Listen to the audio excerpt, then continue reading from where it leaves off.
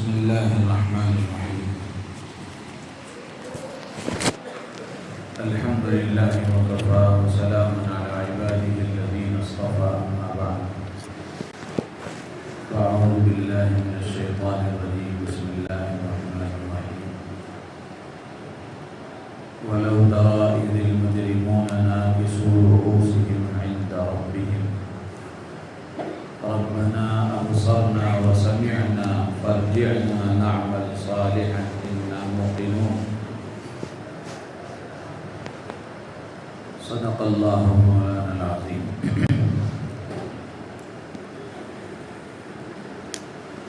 محترم بزرگ و عزیز دوستو، یہ سورہ سجدہ کی آیت آپ حضرات کے سامنے پڑھی گئی. سورہ سجدہ بھی بڑی عظیم الشان صورتوں میں سے ہے. اللہ کے نبی علیہ الصلاۃ والسلام کے بارے میں آتا ہے کہ اللہ کے نبی علیہ الصلاۃ والسلام جب تک سورہ سجدہ اور سورہ ملک نہ پڑھ لیتے تھے اس وقت تک سوتے نہیں تھے. یعنی رات میں سوتے وقت میں ان دونوں صورتوں کے پڑھنے کا معمول تھا. اور قرآن پاک میں 30 آیتوں والی جو صورتیں ہیں، جیسے سورہ سجدہ ہے، سورہ ملک ہے،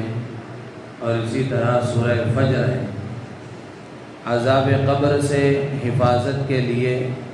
ان صورتوں کی کثرت سے تلاوت، ان صورتوں کی تلاوت کا معمول یہ بہت زیادہ مفید ہے. اللہ تعالیٰ نے سورہ سجدہ کے دوسرے رکوع میں نافرمانوں کا حال اور فرما برداروں کی صورتحال اللہ نے دونوں ذکر فرمائی ہے. قیامت کے دن نافرمانوں کا کیا حال ہوگا، مجرموں کی کیا صورت ہوگی، اور فرما بردار لوگوں کا کیا حال ہوگا. چنانچہ اللہ تعالیٰ فرماتے ہیں کہ قیامت کے دن تم دیکھو گے کہ مجرمین، نافرمان، اللہ کا انکار کرنے والے، اللہ کو نہ ماننے والے اور اللہ کے احکامات کے مطابق زندگی نہ گزارنے والے، یہ قیامت کے دن اللہ کے سامنے اپنے سروں کو جھکائے ہوئے کھڑے ہوں گے. ان پر ذلت چھائی ہوئی ہوگی اور وہ اللہ سے یہ عرض کریں گے، پروردگار ہم نے یہاں سب کچھ دیکھ لیا اور سب کچھ جو کچھ سنا تھا وہ سب سمجھ لیا، تو لہذا آپ ایک موقع اور دے دیجئے، دنیا میں بھیج دیجئے، واپس جا کر ہم ایک سیکنڈ بھی ضائع نہیں کریں گے، اور واپس جانے کے بعد ہم نیک عمل کریں گے. اللہ سے یہ نافرمان اور مجرم لوگ درخواست کریں گے اور اللہ سے عرض کریں گے. ظاہر سی بات ہے کہ عمل کا موقع اللہ نے دنیا میں دیا ہے، اور یہ دنیا کی جو زندگی ہے وہ اسی لیے دی گئی ہے تاکہ آدمی اپنی آخرت کی تیاری کرے. جو ہمیشہ کی زندگی ہے اس زندگی کی راحتوں کا یہاں انتظام کرے، وہاں کی سہولتوں کا خیال یہاں کرے. ایسا نہیں ہے کہ دنیا میں اللہ تعالیٰ نے جو زندگی دی ہے اس زندگی کو آدمی عیاشی میں اور اپنی نفس کی خواہشات کے پورا کرنے میں لگا لے، پھر ایک اور زندگی اللہ دیں گے جس میں آدمی آخرت کی تیاری کرے گا. ایسا نہیں ہے، بلکہ جو زندگی ملی ہوئی ہے، جو زندگی اللہ نے ہر ایک کو دی ہے 60-70 سال کی، اسی زندگی میں آدمی کو اپنی ضروریات بھی پورا کرنا ہے اور اپنی جائز خواہشات بھی پورا کرنا ہے اور اپنی آخرت کی تیاری بھی کرنی ہے. تو اگر کسی نے اس موقع کا غلط فائدہ اٹھا لیا اور اس موقع سے صحیح فائدہ نہیں اٹھایا، تیاری نہیں کی، تو پھر ظاہر سی بات ہے کہ وہ آخرت میں پچھتائے گا اور وہاں جا کر یہاں جو باتیں بتائی جاتی تھیں، اللہ کے نبی علیہ السلام نے جو کچھ بتایا تھا، قرآن نے جو کچھ بتایا تھا،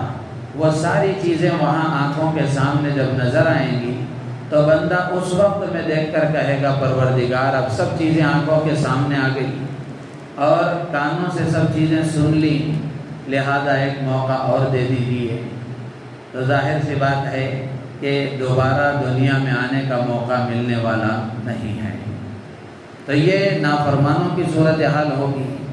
اور اللہ تبارک و تعالیٰ کہیں گے ان سے فَذُوقُوا بِمَا نَسِيتُمْ لِقَاءَ يَوْمِكُمْ هَٰذَا، آج کے دن کی ملاقات کو جیسے تم نے بھلا دیا،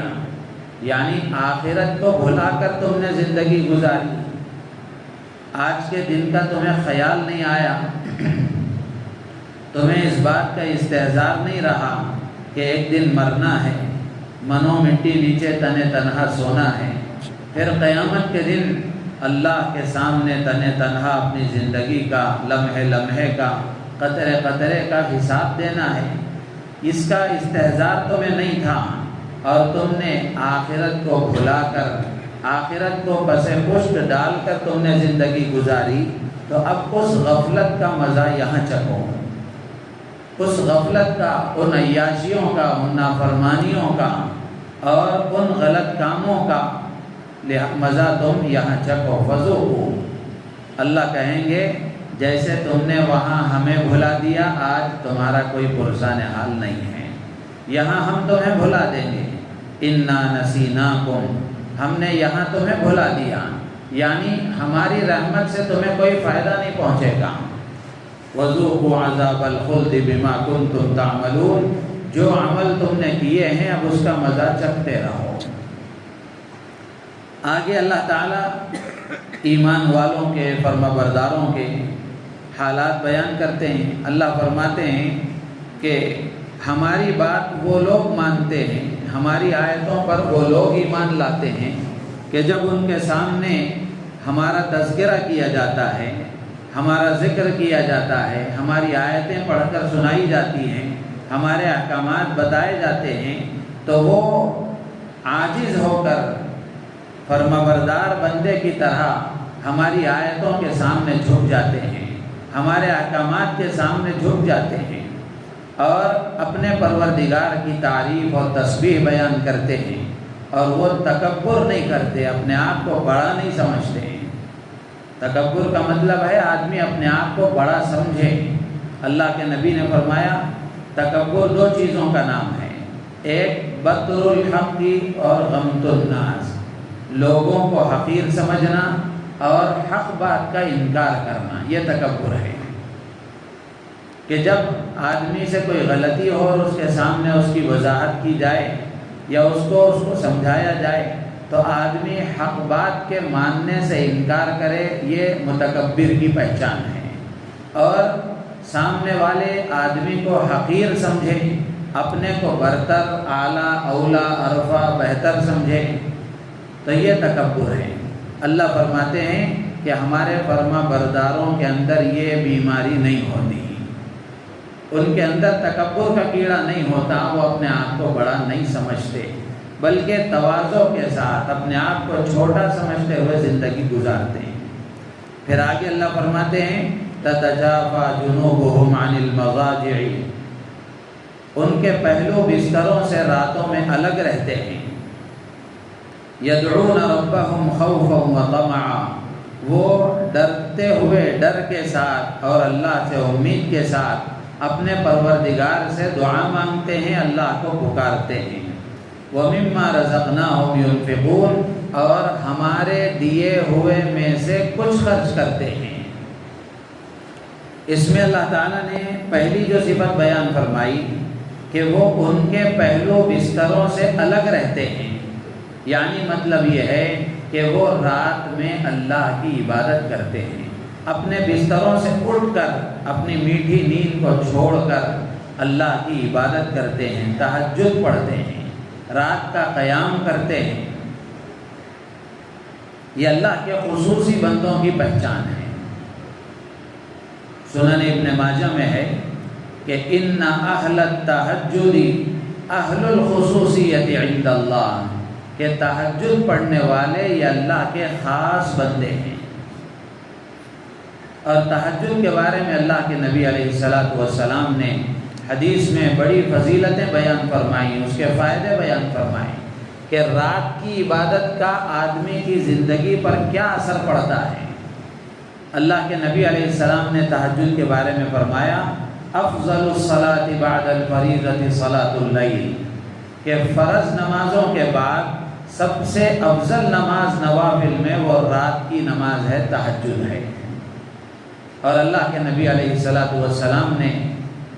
ترغیب دیتے ہوئے اپنے ماننے والوں کو یہ حکم دیا علیکم بقیام اللیل، کہ تم رات کی نماز کا اہتمام کرو، اپنے آپ پر رات کا قیام لازم کر لو۔ فَإِنَّهُ دَأْبُ الصَّالِحِينَ قَبْلَكُمْ، اس لیے کہ یہ تم سے پہلے بھی نیک لوگوں کا طریقہ رہا ہے۔ تم سے پہلے بھی جو اللہ کے نیک فرمانبردار متقی پرہیزگار قریبی بندے گزرے ہیں، صالحین گزرے ہیں، نیکوکار بندے گزرے ہیں، ان کا بھی یہ وتیرہ اور شیوا رہا ہے کہ وہ راتوں میں غفلت کے ساتھ پڑے سوئے نہیں رہتے تھے، بلکہ کچھ نہ کچھ حصہ وہ اللہ کے سامنے عبادت میں گزارتے تھے۔ وَقُرَّةٌ إِلَىٰ رَبِّكُمْ، اللہ کے نبی فرماتے ہیں کہ تہجد یہ اللہ کے نیک بندوں کا طریقہ ہے۔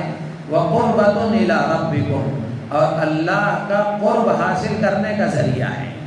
یعنی جو آدمی تہجد کا اہتمام کرتا ہے وہ بندہ اللہ کے قریب ہو جاتا ہے۔ جیسے ابھی میں نے عرض کیا کہ اللہ کے نبی نے فرمایا کہ تہجد پڑھنے والے اللہ کے خاص بندے ہیں، خاص بندے قریبی لوگ ہوتے ہیں۔ پھر آگے اللہ کے نبی فرماتے ہیں کہ تہجد اور رات کا قیام، رات کی عبادت مغفرۃ للسیئات، یہ آدمی کے گناہوں کے لیے کفارہ ہے۔ کہ رات کا جو قیام ہے، رات کی جو عبادت ہے، اس کی وجہ سے آدمی کے گناہ دھل جاتے ہیں، گناہ معاف ہو جاتے ہیں۔ پھر آگے اللہ کے نبی فرماتے ہیں وَمَنْهَاتٌ لِلْإِثْمِ، اور رات کا قیام، رات کی عبادت یہ آدمی کے اندر گناہوں سے حفاظت کی طاقت پیدا کرتی ہے، گناہوں سے بچنے کی استعداد پیدا کرتی ہے۔ تو جو آدمی رات میں قیام کرتا ہے، رات کی عبادت کرتا ہے، تہجد کا اہتمام کرتا ہے، شرط یہ ہے کہ صحیح طریقے سے نماز پڑھے، شرط یہ ہے کہ صحیح طریقے سے نماز پڑھے، نماز کا ظاہر بھی صحیح رہے، نماز کا باطن بھی صحیح رہے۔ تو اگر جو آدمی صحیح طریقے سے رات کا قیام کرتا ہے تو وہ اللہ کے قریب ہو جاتا ہے، اس کے گناہ معاف ہو جاتے ہیں، اور گناہوں سے بچنے کی طاقت اللہ تعالیٰ اسے عطا فرماتے ہیں۔ اور قرآن پاک میں اللہ نے تہجد کا فائدہ بیان فرمایا إِنَّ نَاشِئَةَ اللَّيْلِ هِيَ أَشَدُّ وَطْئًا وَأَقْوَمُ قِيلًا، سورہ مزمل میں اللہ تعالیٰ فرماتے ہیں کہ رات کا اٹھنا، رات کا قیام، رات کی عبادت یہ آدمی کے نفس کو کچلنے والا ہے۔ یعنی رات کی عبادت کی وجہ سے آدمی کے نفس کی اصلاح ہوتی ہے، نفس کنٹرول میں رہتا ہے، نفس قابو میں رہتا ہے، اور نفس کی تربیت ہوتی ہے۔ وَأَقْوَمُ قِيلًا، اور بات درستگی سے نکلتی ہے۔ یعنی رات کا قیام جو آدمی کرتا ہے اس کی زبان میں اللہ تعالیٰ تاثیر پیدا فرماتے ہیں، اس کی باتوں میں اثر پیدا فرماتے ہیں۔ تو اس لیے تہجد کا اہتمام یہ بہت بڑی چیز ہے، اور اللہ کی خصوصی عبادت ہے، اور اللہ کا خصوصی تعلق حاصل کرنے کا ذریعہ ہے۔ ایک حدیث ہے جس میں حضرت جبرائیل علی نبینا وعلیہ الصلاۃ والسلام نے اللہ کے نبی علیہ الصلاۃ والسلام سے کچھ چیزیں بیان فرمائیں، کچھ باتیں، طویل حدیث ہے۔ اس میں ایک بات حضرت جبرائیل نے اللہ کے نبی سے یہ بھی فرمائی کہ وَعْلَمْ أَنَّ شَرَفَ الْمُؤْمِنِ قِيَامُهُ بِاللَّيْلِ، حضرت جبرائیل فرماتے ہیں کہ اے محمد صلی اللہ علیہ وسلم، ایمان والے کی شرافت اور بزرگی یہ ہے کہ وہ رات میں اللہ کی عبادت کرے۔ تو رات کی عبادت یہ ایمان والے کی شرافت کی بات ہے، اس کی بزرگی کی بات ہے۔ تو جو آدمی رات میں عبادت کرتا ہے اللہ کے قریب ہو جاتا ہے اور اللہ اسے اپنا خاص بندہ بنا لیتے ہیں، اس لیے کہ رات کا جو وقت ہے یہ اللہ سے ملاقات کا اسپیشل ٹائم ہے، خصوصی ملاقات کا وقت ہے۔ اسی لیے ہمارے بزرگوں میں حضرت مولانا یونس صاحب پالنپوری دامت برکاتہم نے اپنی کتاب بکھرے موتی میں ایک جگہ لکھا ہے کہ رات میں اگر کسی وقت میں آنکھ کھل جائے، رات میں اگر کسی وقت میں آنکھ کھل جائے تو یہ سمجھو کہ آسمان سے فون آیا ہے، یہ سمجھو کہ آسمان سے فون آیا ہے، اللہ کی طرف سے بلاوا آیا ہے۔ تو جب رات میں آنکھ کھل جائے تو اس وقت میں اٹھ کر نماز پڑھ لو، یا کم سے کم اگر نماز پڑھنے کی اس وقت میں حالت نہیں ہے، طاقت نہیں ہے، تو اس وقت میں کم سے کم جب آنکھ کھل گئی ہے تو زبان سے کچھ نہ کچھ اللہ کا ذکر کر لو، کچھ نہ کچھ اللہ سے دعائیں مانگ لو، اس لیے کہ وہ قبولیت کا وقت ہے اور اللہ سے ملاقات کا خصوصی وقت ہے۔ حضرت علی رضی اللہ تعالیٰ عنہ فرماتے ہیں کہ رات کی عبادت اور رات کا قیام یہ ایمان والے کے لیے ایک روشنی ہے۔ جو رات کا قیام کرتا ہے وہ دنیا اور آخرت میں نورانی اور منور ہو جاتا ہے۔ حضرت عبداللہ ابن عمر رضی اللہ تعالیٰ عنہ فرماتے ہیں کہ جو آدمی رات کی عبادت کا عادی ہوتا ہے، یعنی روزانہ رات میں تہجد کا اہتمام کرتا ہے، روزانہ رات میں اللہ کی عبادت کا اہتمام کرتا ہے، تو دن میں اس کا چہرہ روشن رہتا ہے، اس کے چہرے پر اللہ تعالیٰ ایک روشنی عطا فرماتے ہیں، نور عطا فرماتے ہیں۔ ضروری نہیں ہے کہ آدمی بہت زیادہ گورا نہ ہو، اگر فطری اعتبار سے طبعی اعتبار سے کالا ہی کیوں نہ ہو، لیکن اگر وہ رات کا قیام کرتا ہے، رات کی عبادت کرتا ہے، تو اللہ تعالیٰ اس کے چہرے پر ایک ایسا نور عطا فرماتے ہیں جو سامنے والے کو محسوس ہوتا ہے۔ اسی لیے حضرت حسن بصری رحمۃ اللہ علیہ فرمایا کرتے تھے کہ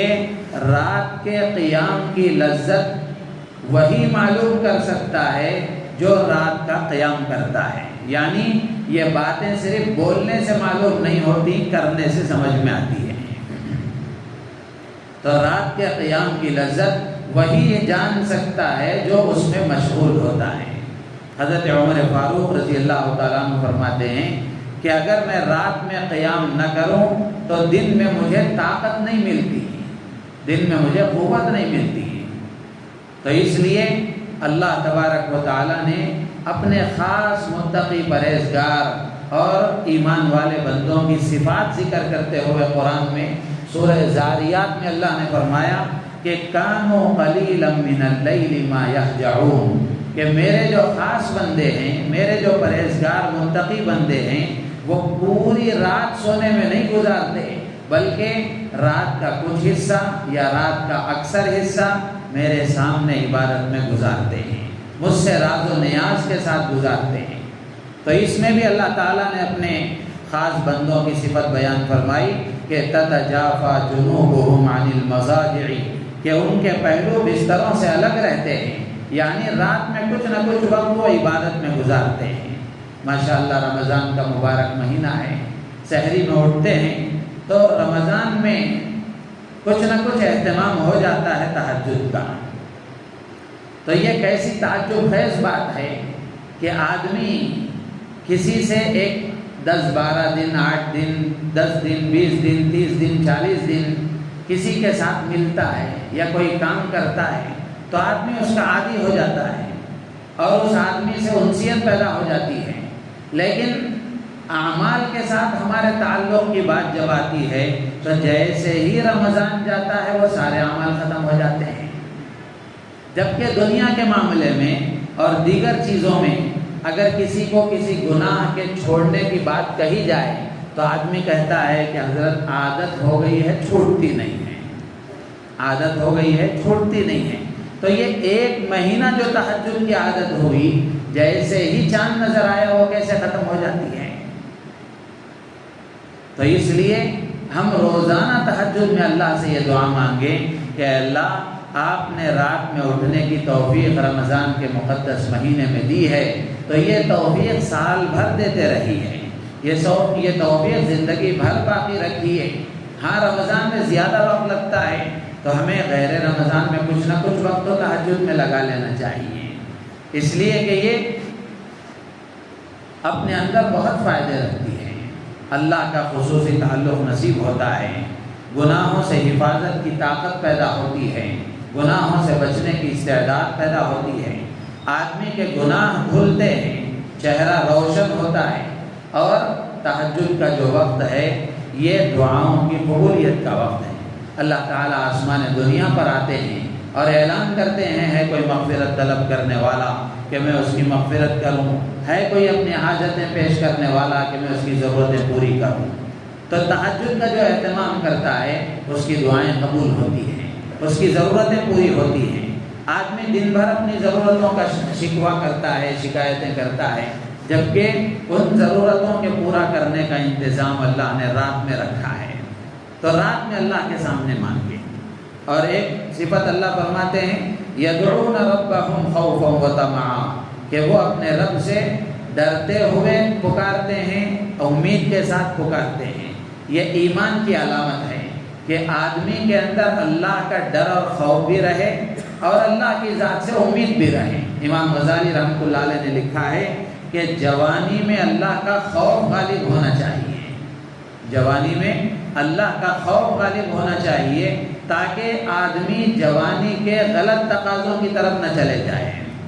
اور بڑھاپے میں اللہ سے امید غالب ہونا چاہیے کہ جب اعضاء کی طاقتیں جواب دے گئی ہیں، نہ آنکھوں کی بینائی صحیح طریقے سے کام دے رہی ہے، نہ ہاتھوں پیر میں صحیح طریقے سے طاقت ہے، تو بڑھاپے میں جیسی تیسی عبادتیں ہو رہی ہیں، جو تھوڑی بہت عبادتیں ہو رہی ہیں، ان عبادتوں کے کرنے کے ساتھ ساتھ بندہ اللہ سے یہ امید لگائے رکھے کہ جو کچھ مجھ سے ہو رہا ہے وہ کر رہا ہوں، امید ہے اللہ انہی کو قبول فرما کر میرا بیڑا پار فرما دیں گے۔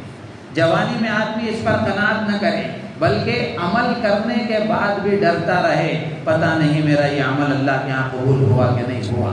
تاکہ جوانی میں آدمی جوانی کی طاقت کو زیادہ سے زیادہ عبادت میں لگا سکے، زیادہ سے زیادہ جوانی کو اللہ کی فرما برداری میں لگا سکے۔ اور آگے اللہ فرماتے ہیں وَمِمَّا رَزَقْنَاهُمْ يُنْفِقُونَ، میرے جو خاص بندے ہیں وہ